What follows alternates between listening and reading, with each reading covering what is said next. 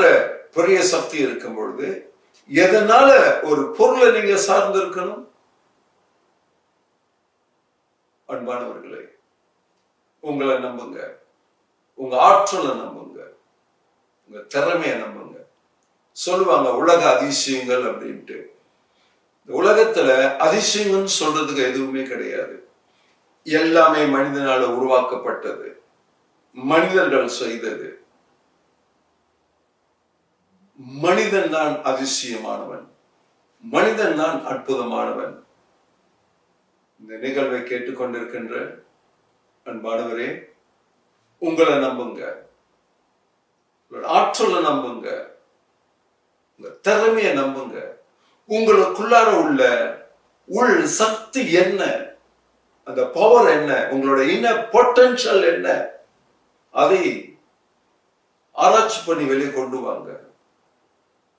அதுதான் உங்களை வாழ வைக்க போறது. இந்த பொருட்கள் அல்ல. இந்த பொருட்கள் எல்லாம் நம்பி உங்க வாழ்க்கை வீணாக்காதீங்க. சிலர் சொல்லுவாங்க, கையில ஒரு கயிறு கட்டிக்கிட்டு அதுல பார்த்தா பெரிய சக்தி வர மாதிரி இருக்கும் அப்படின்னு. சக்தியே நீங்க தான். அப்புறம் ஏன் அதுல இருந்து சக்தி வர மாதிரி நீங்க பார்க்கணும்? இதுதான் என்னோட புரட்சி சிந்தனை. முதலே சொல்லிட்டேன், வேணும்னா எடுத்துக்கொள்ளுங்கள், வேணும்னா விட்டுடுங்க. பட் ஆராய்ச்சி செய்யுங்க. ஏன் எடுத்துக்கொள்ள முடியுது ஆராய்ச்சி பண்ணுங்க, ஏன் எடுத்துக்கொள்ள முடியலன்னு ஆராய்ச்சி பண்ணுங்க, ஏன் குழப்பமா இருக்குன்னு ஆராய்ச்சி பண்ணுங்க. சக்தியே நீங்க தானே. உங்க சொல்லுல சக்தி இருக்கு, உங்க எண்ணத்துல சக்தி இருக்கு, உங்க செயல்ல சக்தி இருக்கு. ஒரு சொல்லை ஒரு முறைக்கு பல முறை சொல்ல சொல்ல அது ஒரு பெரிய சக்தியாக உருவெடுக்குது. ஒரு எண்ணத்தை ஒரு முறைக்கு பல முறை நினைக்க நினைக்க அது ஒரு பெரிய சக்தியாக உருவெடுக்குது. ஒரு செயலை ஒரு முறைக்கு பல முறை செய்ய செய்ய ஒரு பெரிய சக்தியாக உருவெடுக்குது. உங்க சொல்லுதான் நீங்க, உங்க எண்ணம் தான் நீங்க. நீ என்ன சொல்கின்றாயோ அதானி, நீ என்ன நினைக்கின்றாயோ அதானி, நீ என்ன செய்கின்றாயோ அதானி, அதான் உண்மை.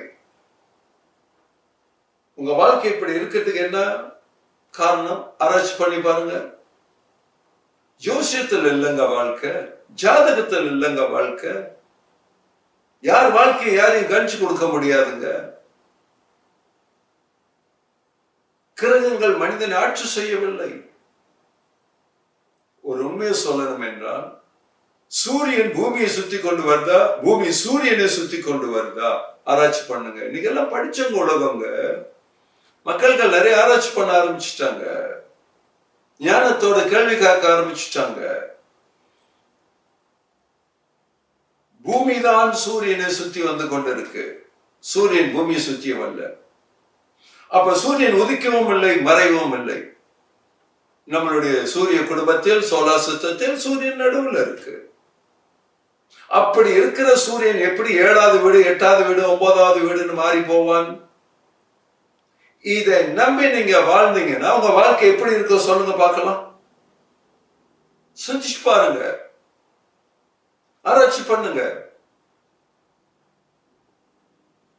கவனமா கேளுங்க, அப்பதான் உங்களுக்கு விளங்கும். என்னைக்கு நீங்க ஜாதகத்துல நம்பிக்கை வைக்க ஆரம்பிச்சுட்டீங்களோ உங்க ஆற்றல நீங்க இழந்துட்டீங்க. கையெழுத்து தான் தலையெழுத்துவாங்க.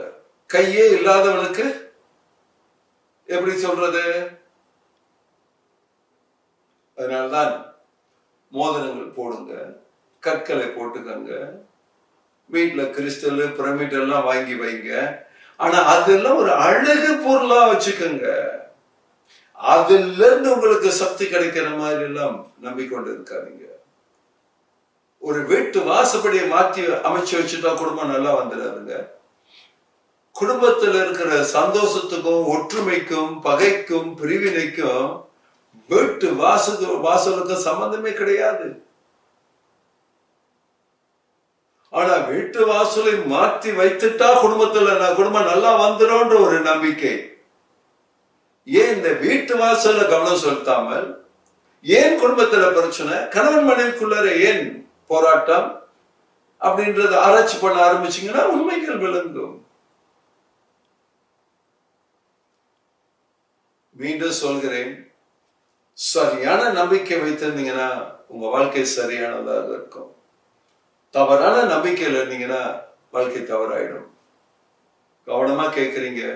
இந்த பூமியில வாழ போறது ஒரே ஒரு முறைதான், மீண்டும் வரப்போறது இல்லை. மறுபிறவிகள் இருக்குன்னு சொல்லியிருப்பாங்க. இந்த பூமியில ஒரு முறைதான் பிறக்க போகுது. மீண்டும் அதாவது மீண்டும் இன்னொரு பிறவி எடுக்க போறதில்லை. இல்ல மறுபிறவிகள் எடுத்துக்கொண்டே இருக்கு அப்படின்னு நீங்க நம்புனீங்கன்னா நான் சொல்றது உங்களால ஏற்றுக்கொள்ள முடியாது. இப்போ குரங்குல இருந்து மனிதன் பிறந்தான் அப்படின்றாங்க. குரங்குல இருந்து மனிதன் பிறந்திருந்தா இன்னைக்கு குரங்கு இருக்கக்கூடாது, ஆனா குரங்கு இருக்கு. அப்ப குரங்குல இருந்து எப்படி மனிதன் பிறந்திருக்க முடியும்? குரங்குல இருந்து மனிதன் பிறந்திருந்தா இன்னைக்கு குரங்கு ரத்தத்தை மனிதனுக்கு ஏற்ற முடியுமே? ஏற்ற முடியுமா? முடியாது. அப்ப ஆராய்ச்சி பண்ணுங்க. மனிதன் ரொம்ப அற்புதமானவன். மனிதனுக்கு 7 உணர்வு. மனிதனால மட்டும்தாங்க இறைவனை தொடர்பு கொள்ள முடியும். எந்த பறவை மிருகத்தினாலையும் இறைவனை தொடர்பு கொள்ள முடியாது. மனிதனால மட்டும்தான் இறைவனை தொடர்பு கொள்ள முடியும். அப்படி தொடர்பு கொள்ற மனிதன் இறைவன் மேல பூர்ணமா நம்பிக்கை வைக்கணும். பொருட்கள் மேல இல்ல, மனிதர்கள் செய்த பொருட்கள் மேல இல்ல. அவனோட உணர்விலிருந்து இறைவனை வணங்கணும், இறைவனை தொடர்பு கொள்ளணும். காரணம், இறைவன் மனிதனுக்கு கொடுத்திருக்கிற ஆற்றலுக்கு அளவே கிடையாது. மீண்டும் சொல்கிறேன், திரும்ப திரும்ப திரும்ப போட்டு கேளுங்க. அப்பதான் உங்களுக்கு அந்த உண்மை என்னன்றது புரியும், விளங்கிக் கொள்ள முடியும். இறைவனை வணங்குங்க, மனிதனை மதிங்க. அப்பதான் அந்த உண்மையான பவர் உங்களுக்கு வேலை செய்யும். இறைவன் படைத்தவர், படைத்தவரை வணங்கணும். அந்த வணக்கம் என்ற வார்த்தையே ரொம்ப புனிதமானது, அற்புதமானது. அந்த புனிதமானவருக்கு கொடுக்க வேண்டியது. மனிதனை மதிங்க, முதல்ல உங்களை மதிங்க.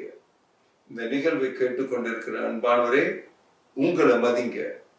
உம்மை மதியும், உம்முடைய ஆற்றலை மதியும், உம்முடைய சக்தியை மதியும். இறைவன் உமக்கு கொடுத்திருக்கிற ஆற்றலை மதித்து அதை செயல்பட வையும். நீர் வெற்றி அடைவீர். எந்த பொருளையும் சார்ந்திருக்காதையும். உம்மை நீர் சார்ந்திரும், உம்மை நீர் நம்பும். தன் நம்பிக்கை இல்லாத இறைபக்தி செத்தது, பிரயோஜனம் இல்லாதது. உம்மை நம்பும், இறைவன் கொடுத்த ஆற்றலை நம்பும், இறைவனை நம்பும், உம்மை நம்பும், அந்த சக்தியோடு வாடும். வாய்ப்பிருந்தால் என்னுடைய பயிற்சியில் ஒரு முறை கலந்து பாருங்க, அது என்னன்றது தெரியும். நீங்க இந்த உலகத்துல எந்த மூலையில இருந்தாலும் சரி, என்னுடைய வெப்சைட்டுக்கு போய் எங்கெங்க பயிற்சி நடக்குதுன்னு பார்த்து அங்க வந்து ஒரு முறை கலந்துட்டு போங்க. வருவதற்கு முன்பு தொடர்பு கொள்ளுங்க, உங்களுக்கு முழு விவரம் கொடுக்கப்படும். உங்களை உணர்ந்து கொண்டு போய் நீங்களாக வாழுங்கள் என்று கூறி விடைபெற்றுக் கொள்கிறேன். மீண்டும் அந்த எல்லாம் வல்ல இறைவனுக்கு எல்லா துதியும், எல்லா போற்றுதலும், எல்லா வணக்கமும் ஒருவருக்கு. அவரை வணங்கி நான் என்னோடு உங்களை மதித்து விடைபெற்றுக் கொள்கிறேன். அன்போடு அழைத்து நல்ல நம்பிக்கை